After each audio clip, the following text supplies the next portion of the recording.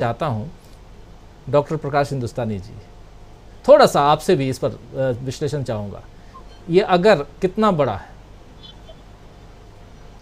राजीव जी, अभी प्रशांत जी ने जो बात कही, उस बात के इसका समर्थन करते हुए मैं ये कहना चाहता हूं कि नरेंद्र मोदी जी ने, माननीय प्रधानमंत्री जी ने, ये बात तो कही कि मैं तीसरे टर्म में ये कर दूंगा।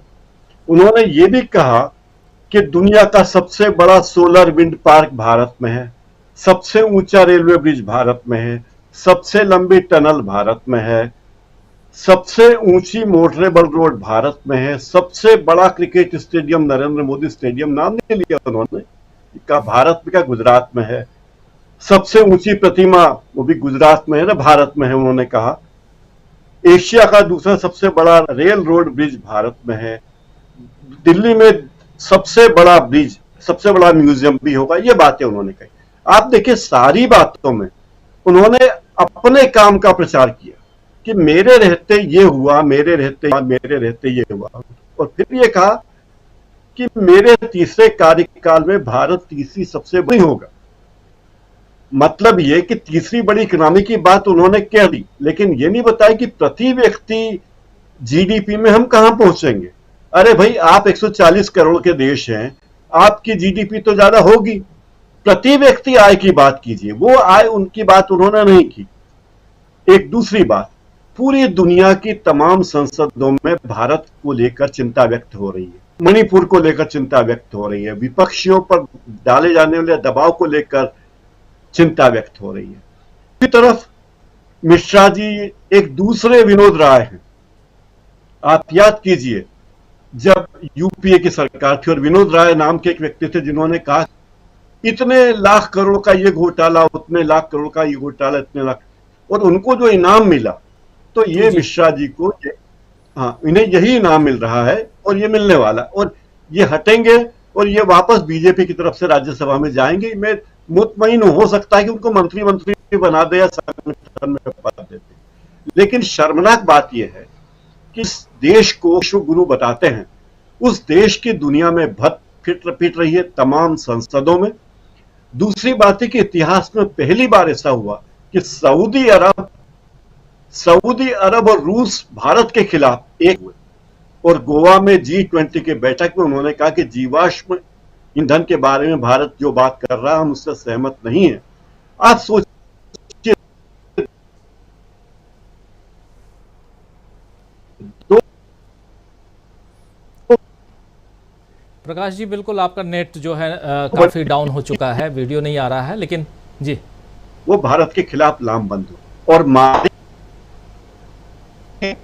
यानी बहुत कितनी ज्यादा। जी जी जी जी प्लीज ये सारे हालात हैं राजीव जी।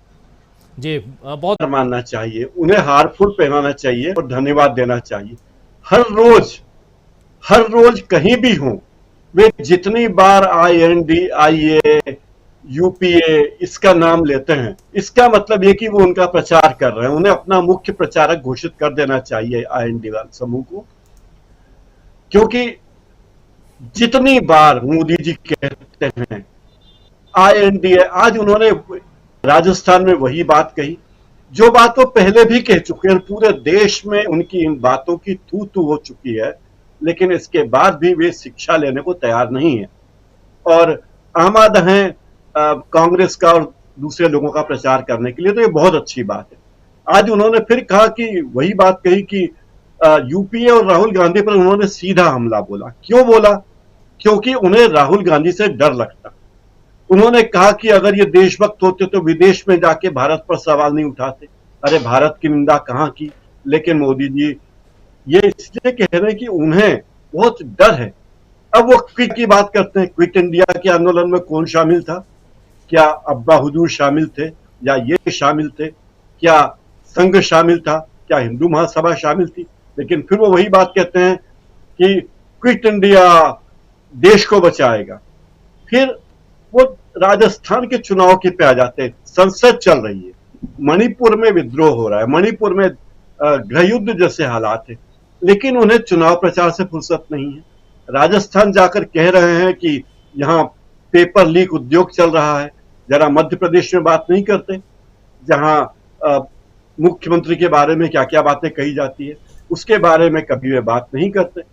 वे राजस्थान में बहन बेटियों पर अत्याचार की बात कर रहे हैं, लेकिन मणिपुर क्या मंगल ग्रह पे है? क्या वे मणिपुर के प्रधानमंत्री हैं? वे ये बात नहीं कहते। तो ये बहुत ही शर्मनाक लगा मुझे। और जी जिस बार बार यूपीए की माला जप, और हर बार वे कहते हैं कि कांग्रेस और सहयोगी दलों ने अपना नाम बदलकर INDIA, क्योंकि इंडिया कहने में अब उन्हें डर लगने लगा है, तो वो बार बार INDIA कहते हैं।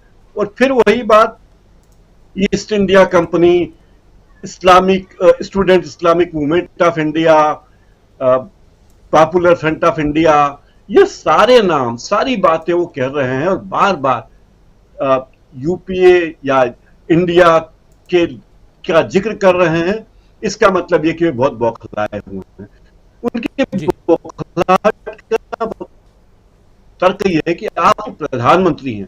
पहले सदन कम से कम साल में 120 से 130 जाता था, लेकिन 60 दिन, और 60 दिन जब तो भी गति नहीं है। हमारे ही देश के प्रधानमंत्री जिनकी नौकरी है कि वो सदाकर अपनी बात सदन में सवालों के जवाब दें, वो जवाब नहीं देते। काले कपड़ों पर वो तंज कसते हैं नेता।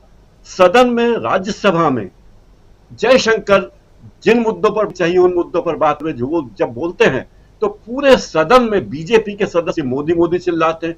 अरे जब आप अपने विदेश मंत्री की बात ही नहीं सुनना चाहते, तो विपक्ष के नेताओं की बातचीत क्या सुनोगे? ये बिल्कुल शर्मनाक दौर है सदन में। राजीव जी। जी बिल्कुल।